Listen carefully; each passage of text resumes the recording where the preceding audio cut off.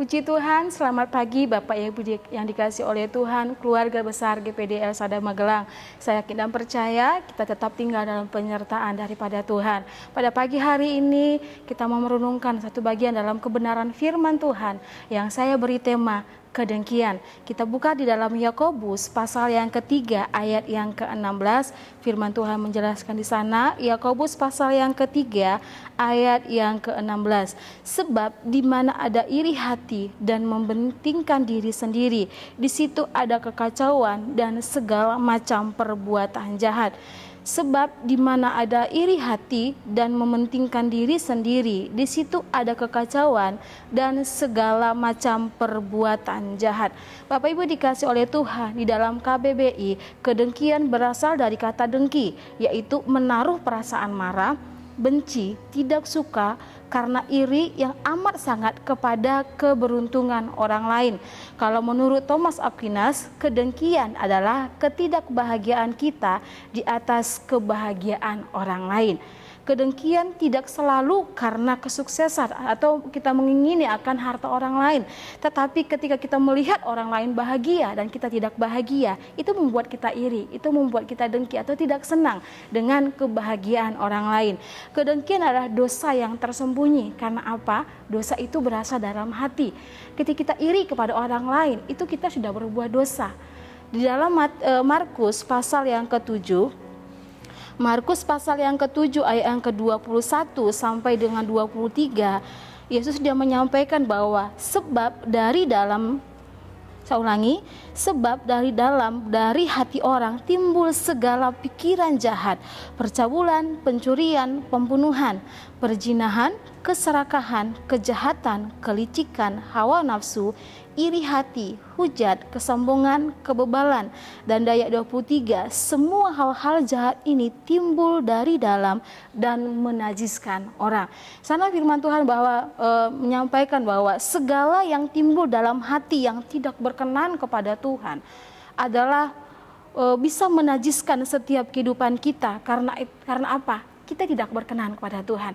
Ketika melihat orang lain bahagia atau melihat tetangga kita bahagia dan kita tidak senang, itu membuat kita tidak lagi berkenan kepada Tuhan. Karena Tuhan tidak senang hal-hal yang demikian. Karena Tuhan tidak senang ketika kita iri kepada orang lain, kita tidak senang akan kebahagiaan orang lain. Dan itu ada dalam hati kita. Mungkin orang nggak pernah tahu kalau kita iri. Mungkin orang lain tidak pernah tahu kalau kita cemburu kepada mereka. Kita tidak senang akan kebahagiaan mereka. Tapi firman Tuhan menyampaikan bahwa apa yang ada dalam hati kita, hal-hal yang tidak baik dari hati kita, hal-hal yang tidak baik dari pikiran kita, Tuhan tahu dan Tuhan melihat kedalaman hati setiap manusia. Akibat dari dosa kedengkian, Bapak Ibu yang dikasihi oleh Tuhan, jangan pernah anggap remeh dengan dosa kedengkian, karena itu sangat berakibat fatal kalau kita tidak segera menyelesaikannya. Apa akibat dari dosa kedengkian? Yang pertama, kedengkian dapat menghancurkan diri kita sendiri. Kedengkian dapat menghancurkan diri kita sendiri. Di dalam Amsal pasal yang ke-14 ayat yang ke-30 di sana dijelaskan, hati yang tenang menyegarkan tubuh, tetapi iri hati membusukkan tulang. Firman Tuhan menjelaskan di sana bahwa tetapi iri hati membusukkan tulang. Karena apa? Bapak Ibu yang dikasihi oleh Tuhan, ketika kita tidak bahagia atas kebahagiaan orang lain, itu menghilangkan damai sejahtera kita, membuat kita tidak sukacita, membuat kita tidak tenang. Yang sakit siapa? Ya kita sendiri juga. Jadi dosa iri hati bisa merusak kehidupan kita secara pribadi, bisa menghancurkan diri kita sendiri. Dan yang kedua, kedengkian adalah dosa yang menghancurkan hubungan kita dengan sesama. Dosa kedengkian adalah dosa yang dapat menghancurkan hubungan kita dengan sesama. Kita ingat beberapa kisah dalam Alkitab, yaitu kisah tentang Kain dan Habel. Kita bisa lihat dalam Kejadian pasal yang ke-4. Di sana menjelaskan bagaimana ketika Kain melihat bahwa persembahan Habel itu berkenan kepada Tuhan, dan dia iri melihat adiknya, dia iri melihat apa yang dilakukan oleh adiknya, dan akibat fatalnya adalah Kain membunuh adiknya. Yang kedua tentang Yusuf dan saudara-saudaranya. Ketika Yusuf disukai oleh ayahnya, ketika Yusuf disenangi oleh ayahnya, dan Tuhan memberikan beberapa mimpi kepada Yusuf, dan itu tidak membuat hati saudara-saudaranya senang dengan apa yang terjadi kepada Yusuf, dan akibat fatalnya adalah mereka rela menjual adiknya sendiri. Didasari oleh ketidaksenangan, didasari oleh iri hati, didasari oleh kedengkian. Itu ada dalam hati mereka. Apa yang mereka lihat itu timbul dalam hati mereka, dan firman Tuhan menjelaskan itu dilihat oleh Tuhan. Apa yang terjadi kepada Kain, Allah pernah menegur Kain, tapi ketika dia tidak membereskan dalam dirinya, yang terjadi adalah hal yang sangat fatal yang dilakukan. Bapak Ibu yang dikasih oleh Tuhan, dosa yang timbul dalam hati sekalipun tidak dilihat oleh orang lain, tapi ketika itu tetap kita simpan dan kita simpan, akan berakibat yang sangat tidak baik, akan menimbulkan dosa-dosa yang lain. Dosa yang lainnya itu apa? Kita bisa membunuh, seperti halnya Kain, dia membunuh adiknya. Saudara-saudara Yusuf, dia menjual adiknya karena ketidaksenangan. Mungkin kita berkata, oh aku tidak membunuh, kita tidak melakukan hal-hal yang lain. Tapi Bapak Ibu yang dikasih oleh Tuhan, dasar iri hati kita bisa membunuh karakter orang lain. Melalui apa? Ucapan, perkataan kita. Ketika melihat orang lain bahagia dan kita tidak senang akan kebahagiaan mereka, kita mungkin memperkatakan perkataan yang tidak baik terhadap mereka. Mungkin kita menjelek-jelekkan mereka di depan umum, kita mulai memfitnah mereka. Kita mungkin tidak membunuh secara fisik, tapi kita membunuh karakter mereka. Dan firman Tuhan menjelaskan itu tidak menyenangkan hati Tuhan. Membuat hubungan kita dengan orang lain tidak baik. Membuat hubungan kita dengan sesama juga memiliki jarak yang sangat jauh. Bapak Ibu dikasih oleh Tuhan, jangan pernah remehkan yang namanya dosa kedengkian atau dosa iri hati. Yang ketiga, dosa iri hati dapat menghancurkan hubungan kita dengan Tuhan. Dosa iri hati dapat menghancurkan hubungan kita bersama dengan Tuhan. Kenapa? Ketika mungkin kita melihat bahwa tetangga atau orang lain atau orang-orang sekitar kita diberkati oleh Tuhan, mereka sukses, mereka sukacita, dan kita berkata, kenapa dia lebih sukses daripada saya secara rohani, secara pelayanan, saya lebih baik daripada mereka, saya lebih setia melayani Tuhan, saya lebih setia ikut Tuhan, tapi kenapa mereka lebih sukses? Yang akhirnya adalah kita menganggap Tuhan itu tidak adil, kita menuduh Tuhan tidak adil, dan kita berkata, Tuhan kamu nggak adil, saya yang lebih setia, kenapa mereka yang lebih diberkati oleh Tuhan? Saya lebih setia melayani Tuhan, kenapa mereka yang lebih sukses? Bapak Ibu dikasih oleh Tuhan, itu menghancurkan hubungan kita bersama dengan Tuhan. Kita mulai curiga kepada Tuhan, kita mungkin mulai meninggalkan Tuhan, dan juga pertumbuhan iman kita tidak akan semakin hari semakin dewasa. Bapak Ibu dikasih oleh Tuhan, kedengkian menghancurkan hubungan kita bersama dengan Tuhan. Dan kita juga tidak menjadi pribadi yang berkenan kepada Tuhan. Saya yakin dan percaya kita rindu bahwa kita menyenangkan hati Tuhan.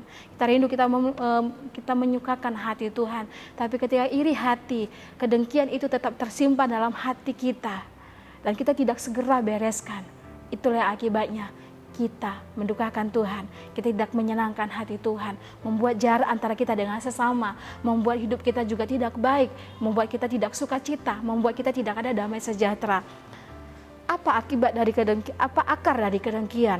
Akar dari kedengkian dalam Yakobus pasal yang ketiga ayat yang ke-16 hari dijelaskan bahwa sikap mementingkan diri sendiri.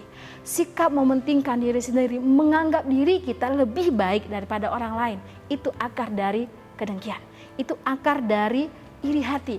Menganggap kita lebih baik dari orang lain, menganggap diri kita lebih setia, menganggap diri kita lebih daripada orang lain. Firman Tuhan menjelaskan bahwa kita nggak boleh menjadi hal yang seperti itu. Keegoisan kita itu akar dari kedengkian kita. Bagaimana cara kita mengatasi kedengkian? Yang pertama yaitu senantiasa tetap mengucap syukur. Cara kita mengatasi kedengkian untuk segera kita menyelesaikan iri hati, untuk segera menyelesaikan dosa dari kedengkian itu, belajar untuk tetap mengucap syukur kepada Tuhan. Di dalam 1 Tesalonika 5 ayat yang ke-18 di sana katakan, mengucap syukurlah dalam segala hal, karena itu yang Tuhan kehendaki di dalam setiap kehidupan kita. Berusaha untuk tetap bersyukur kepada Tuhan, bersyukur dengan apa yang kita miliki, bersyukur dengan apa yang Tuhan berikan kepada kita, bersyukur dengan apa yang Tuhan percayakan kepada kita, karena kita semua adalah spesial di hadapan Tuhan, karena kita adalah berharga di hadapan Tuhan. Tuhan memberikan bagian-bagian tersendiri dalam setiap kehidupan kita, dan apa yang ada pada kita belajar untuk tetap mengucap syukur kepada Tuhan. Yang kedua, bagaimana kita mengatasi dosa kedengkian? Yang kedua yaitu senantiasa mengingat kita berharga di hadapan Tuhan. Ingat bahwa kita berharga di dalam Tuhan. Yesaya pasal 43 ayat yang keempat. Yesaya pasal 43 ayat yang keempat bagian A di sana dikatakan, Yesaya 43 ayat yang keempat bagian A, oleh karena engkau berharga di mataku dan mulia, dan aku ini mengasihi engkau. Di sana firman Tuhan menjelaskan bahwa oleh karena engkau berharga di mataku. Bapak Ibu dikasih oleh Tuhan, kita berharga di hadapan Tuhan, dan keberhargaan kita di hadapan Tuhan tidak pernah diukur dari materi, tidak pernah diukur dari kekayaan, kecantikan, kesuksesan, tidak. Tetapi apa yang ada pada kita, Tuhan menciptakan kita spesial di hadapan Tuhan. Dan Tuhan ciptakan kita berbeda satu dengan yang lainnya. Bahkan soal berkat kita dengan berkat orang lain itu berbeda, tetapi sesuai dengan ukuran kita masing-masing. Ketika kita memandang, kita mengingat bahwa Tuhan itu menganggap kita berharga, belajar juga untuk menghargai orang lain. Belajar juga untuk menghargai kelebihan orang lain. Karena kita semua sama di hadapan Tuhan. Di dalam Filipi pasal yang kedua ayat yang ketiga. Filipi pasal yang kedua ayat yang ketiga di sana menjelaskan, dengan tidak mencari kepentingan sendiri atau puji-pujian yang sia-sia, sebaliknya hendaklah dengan rendah hati yang seorang menganggap yang lain lebih utama dari dirinya sendiri. Bapak Ibu yang dikasih oleh Tuhan, sangat dikatakan hendaklah sebaliknya, hendaklah dengan rendah hati menganggap seorang yang lebih utama dari dirinya sendiri. Biarlah hal ini menjadi kekuatan dalam setiap kehidupan kita. Belajar untuk mengucap syukur dan pandang Tuhan itu memandang kita berharga di hadapan Tuhan, menganggap orang lain lebih utama dari kita, karena itu yang Tuhan kehendaki di dalam setiap kehidupan kita. Mari kita periksa hati kita, mari kita periksa diri kita, apakah kita tetap berkenan di hadapan Tuhan. Di dalam 1 Petrus pasal yang kedua ayat yang pertama, 1 Petrus pasal yang kedua ayat yang pertama di sana dikatakan, karena itu buanglah segala kejahatan, segala tipu muslihat, dan segala macam kemunafikan, kedengkian, dan fitnah. Tetapi apa yang harus kita tanamkan yaitu kasih yang murni, kasih kepada sesama, kasih kepada Tuhan. Di dalam 1 Korintus pasal yang ke-13 ayat yang kelima. 1 Korintus pasal yang ke-13 ayat yang kelima. Ia tidak melakukan yang tidak sopan dan tidak mencari keuntungan diri sendiri. Ia tidak pemarah dan tidak menyimpan kesalahan orang lain. Biarlah hal ini yang kita miliki dalam setiap kehidupan kita. Hati yang bisa menghargai orang lain, hati yang menganggap orang lain lebih utama, dan kasih akan sesama, biarlah kita tetap miliki dalam setiap kehidupan kita. Ketika kita iri kepada orang lain, segera selesaikan hal itu. Minta maaf kepada Tuhan, minta ampun kepada Tuhan, dan bersyukur dengan apa yang kita miliki, dengan apa yang kita punyai.